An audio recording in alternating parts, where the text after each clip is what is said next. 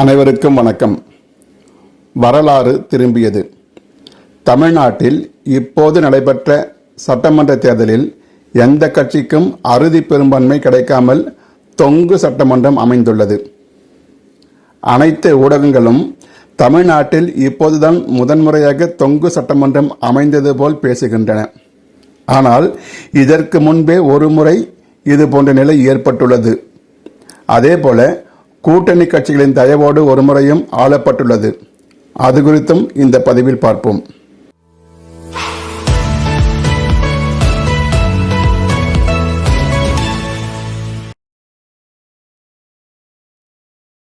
சுதந்திர இந்தியாவில் நடைபெற்ற முதல் தேர்தலிலேயே அனைத்து மாநிலங்களிலும் தனித்து ஆட்சி அமைத்த காங்கிரஸ் மெட்ராஸ் மாகாணத்தில் மட்டும் தனி பெரும்பான்மை பிடிக்காமல் தவித்து போனது. 1952 தேர்தலில் மெட்ராஸ் மாகாணத்தின் மொத்த சட்டமன்ற உறுப்பினர் எண்ணிக்கை 375. அதில் இந்திய தேசிய காங்கிரஸ் 188 இடங்களில் வென்றால்தான் தனித்து ஆட்சி அமைக்க முடியும். ஆனால் அப்போது காங்கிரஸ் கட்சி பெற்றிருந்த இடங்களோ 152. அது இன்றைய தவேகா போல் தனிப்பெரும் கட்சியாக இருந்தது. ஆட்சி அமைக்க 36 உறுப்பினர்கள் தேவைப்பட்ட நிலையில் அப்போது தென்னார்காடு, சேலம் மாவட்டங்களில் வலிமையாக இருந்த எஸ் ராமசாமியாரின் தமிழ்நாடு உழைப்பாளர் கட்சி 19 தொகுதிகளில் வெற்றி பெற்றிருந்தது. அதேபோல் செங்கல்பட்டு, வடற்காடு மாவட்டங்களில் வலிமையாக இருந்து வந்த MA மாணிக்கவேலரின் பொதுநல கட்சி 6 தொகுதிகளில் வெற்றி பெற்றிருந்தது. இந்த இரண்டு கட்சிகளையும் இணைத்தும் 152 + 19 + 6 177 வந்தது. அந்த தேர்தலில் சுயேட்சைகள் அதிகமாக வெற்றி பெற்றிருந்த நிலையில் அவர்களில் சிலரை இணைத்துக் கொண்டு பெரும்பான்மைக்கு தேவையான அப்போது ராஜாஜி தனது தலைமையில் அமைச்சரவையை ஏற்படுத்தினார். ஆதரவு தெரிவித்த இந்த இரண்டு கட்சிகளின் தலைவர்களான ராமசாமியாருக்கும் மாணிக்கவேலருக்கும் அமைச்சர் பதவி தரப்பட்டது. பின்னர் 1954ஆம் ஆண்டு ராஜாஜி பதவி விலக நேர்ந்தது. அதன் பின்னர் காமராஜர் முதல்வராக பதவியேற்றார். காமராஜர் பதவியேற்ற பின்னர் ராமசாமியும் மாணிக்கவேலரும் காங்கிரசிலேயே தங்களை இணைத்துக் கொண்டனர்.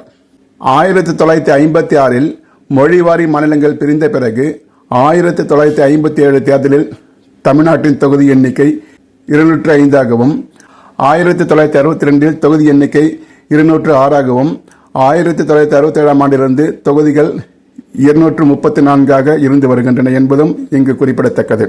இதேபோல் 2006ஆம் ஆண்டும், அதாவது 20 ஆண்டுகளுக்கு முன்பு ஒரு முறை தொங்கு சட்டமன்றம் அமைந்தது. அப்போது நடிகர் விஜயகாந்த் தேமுதிகவை தொடங்கி அந்த சட்டமன்ற தேர்தலில் விஜயைப் போலவே 234 தொகுதிகளிலும் தனித்து போட்டியிட்டார். அப்போதும் மக்களிடம் ஒரு மாற்றம் வேண்டும் என்ற எண்ணம் இருந்தது. பெரும்பாலான தொகுதிகளில் விஜயகாந்த் நல்ல வாக்குகளை பெற்றிருந்தார். சில தொகுதிகளில் 2வது இடத்திற்கும் வந்திருந்தார். நிறைய வாக்குகளை பிரித்த காரணத்தால் எந்த கட்சிக்கும் தனி பெரும்பான்மை கிடைக்காமல் போனது. அந்த தேர்தலில் திமுக 96 இடங்கள் மட்டுமே பெற்றிருந்தது.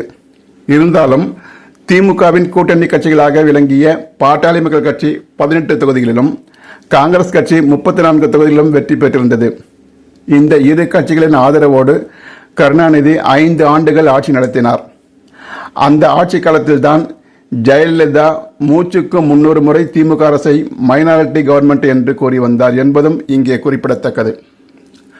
1952ஆம் ஆண்டு தேர்தலில் திமுக போட்டியிடவில்லை. காரணம், திமுக ஆரம்பிக்கப்பட்டு 3 ஆண்டுகளே ஆகியிருந்த நிலையில் தேர்தலில் போட்டியிட வேண்டும் என்ற எண்ணம் திராவிட முன்னேற்ற கழகத்திற்கு இல்லாமல் இருந்தது. அதற்கு பிறகு 1956ஆம் ஆண்டு திமுகவினரிடம் கருத்து கேட்கப்பட்டு 1957ஆம் ஆண்டிலிருந்து தான் திமுக தேர்தலில் போட்டியிட தொடங்கியது. திமுகவிடம் ஒரு பழக்கம் இன்றும் இருக்கிறது. தாங்கள் வெற்றி பெற்று மற்ற கட்சிகளோடு கூட்டணி வைத்தால் ஆட்சியில் பங்கு கேட்பார்கள்.